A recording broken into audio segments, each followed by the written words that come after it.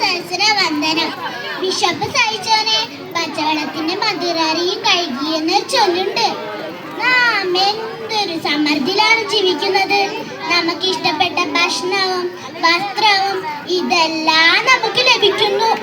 എന്നാൽ ഇതൊന്നും ലഭിക്കാത്ത എത്ര കുഞ്ഞുങ്ങൾ നമ്മുടെ ചുറ്റുപാട് ജീവിക്കുന്നു. അങ്ങനെയുള്ള ഒരു കൊച്ചു ബാലന്റെ കഥയാണ് ഞാനിവിടെ പറയാൻ പോകുന്നത്. കൂട്ടുകാരെ, എന്റെ ബാലനെ നിങ്ങൾക്ക് പരിചയപ്പെടണ്ടേ? എന്റെ കഥയുടെ പേരെന്താണെന്നറിയാമോ? ആഗ്രഹം. പണ്ട് ഒരു കൊച്ചു ഗ്രാമത്തിൽ ഓരമെന്ന വീട്ടിൽ ഒരു ബാലനുണ്ടായിരുന്നു. അവന്റെ പേരാണ് കുട്ടൻ. സ്കൂൾ ജീവിതം എന്താണ് പോലും അവന് അറിയില്ല. കഷ്ടപ്പാടും ദാരിദ്ര്യവുമായിരുന്നു അവന്. എന്നാൽ പഠിക്കാൻ വലിയ ഒരു ആഗ്രഹമായിരുന്നു. ഇത് കണ്ട് അവന്റെ അമ്മ ഒരു സർക്കാർ സ്കൂളിൽ കൊണ്ടു ചേർത്തി.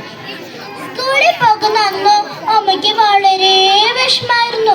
കാരണം എല്ലാ കുട്ടികൾക്കും പുതിയ ബാഗും ചെരുപ്പുകളും ഇതൊക്കെ കണ്ടപ്പോ കുട്ടന്റെ അമ്മയ്ക്ക് കുഞ്ഞിന്റെ മുഖത്തേക്ക് നോക്കാനേ കഴിഞ്ഞില്ല.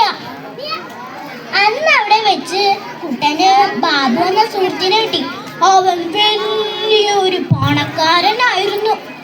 ഒരു ദിവസം കുട്ടൻ ബാബുനോട് ചോദിച്ചു, നിന്റെ വീട് ഓലയാണോ ഓടാണോ?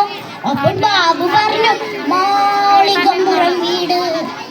കുട്ടൻ അതിശയത്തോടെ ചോദിച്ചു, മാളികപ്പുറം വീടോ? അതെന്താ? അപ്പോൾ ബാബു പറഞ്ഞു, നീ ഇങ്ങനെയുള്ള വീടുകൾ കേട്ടിട്ടില്ലേ? ഞാൻ ഒരു ദിവസം നിന്നെ കൊണ്ട് എൻ്റെ വീട്ടിലേക്ക് യാത്രയാവാം.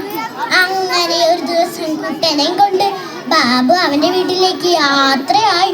വീട് കണ്ടത് കുട്ടൻ ഞെട്ടിപ്പോയി. ഇതെന്താ, കാണാൻ കൊട്ടാരം പോലെ ഉണ്ടല്ലോ. കുട്ടൻ വാതില് തുറന്നു.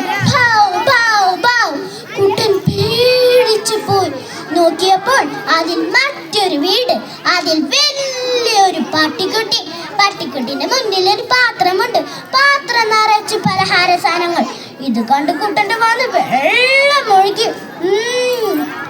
ഒരു ദിവസം ടീച്ചർ കുട്ടികളോട് ചോദ്യം ചോദിച്ചു, കുട്ടികളെ, നിങ്ങൾക്ക് ഭാവിയിൽ ആരാവാൻ ആഗ്രഹം? ഇത് കേട്ടത് കുട്ടി ചാടി എഴുന്നേറ്റ് പറഞ്ഞു, എനിക്ക് ബാബുവിന്റെ വീട്ടിൽ പട്ടിക്കുട്ടിയായാൽ മതി. ഇത് കേട്ട് എല്ലാരും ചിരിക്കാൻ തുടങ്ങി. ചിരി അത്രയ്ക്കും ഉണ്ടായിരുന്നില്ലല്ലോ. കുട്ടന്റെ അവസ്ഥ കണ്ട് ടീച്ചർമാരും കൂട്ടുകാരും അവനെ സഹായിച്ചു. കഷ്ടപ്പാടിലും ദാരിദ്ര്യവും പഠിച്ച അവൻ വലിയൊരു മിടുക്കനായി. പ്രിയമുള്ളവരെ, നിങ്ങൾക്ക് ഈ കഥയിൽ നിന്ന് എന്താണ് മനസ്സിലായത്? ആഗ്രഹമുണ്ടെങ്കിൽ എന്തും നേടിയെടുക്കാം. നന്ദി, നമസ്കാരം.